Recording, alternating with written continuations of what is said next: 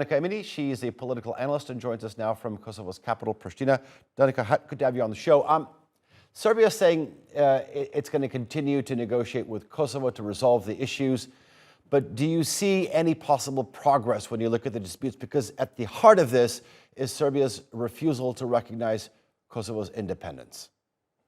Exactly. Thanks for having me. This is a problem. The problem is that the last meeting in Brussels was a crisis prevention exercise rather than a attempt to find a sustainable solution, which would close all open disputes between Kosovo and Serbia. The car plate registration and the IDs issue actually started last year in September, when the parties extended the deadline for 6 months through which they would try to find a final solution. 6 months passed in Brussels and nothing has happened. And that's why we're having another crisis. We're going to face these kind of crises every time there is an issue that is open between Kosovo and Serbia, even if it's technical, that will put the entire region to risk, and not just only the northern part of Kosovo or the two countries such as Kosovo and Serbia. Both parties, after the Brussels agreement, clearly the EU and the US are more sensitive towards any potential another crisis happening in the Balkans and in Europe. Okay. And that's why they're pushing towards the deadline, which is the 1st of September, where how far they can get.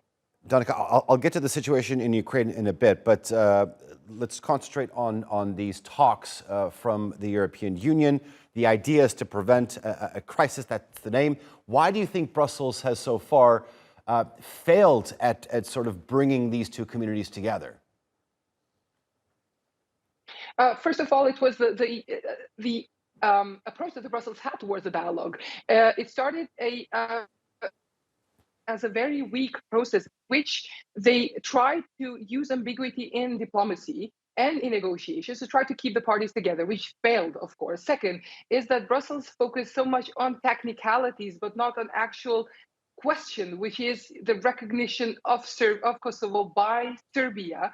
And third one is that basically the EU fears Vucic and fears the instability potential that Serbia has in the region. If you look how the EU members and the EU behaves around Vucic, who has a very strong partnership with Russia and China, you can understand how asymmetrical the approach towards the parties is, in which Serbia is a party that has been clearly favored by the EU, and Kosovo has been the party which had no leverage and had no strong position in the process. And that's because the 5 countries of the EU do not recognize Kosovo. The EU clearly has no political power to push parties forward and has no leverage because the EU, when the dialogue started in 2011, promised EU membership by the end of the process.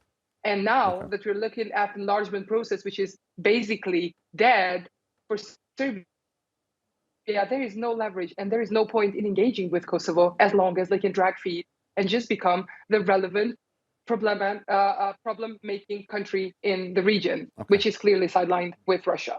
Donika Emini, thank you very much for joining us here on the NewsHour. I do appreciate it. Thank you. Thank you for having me.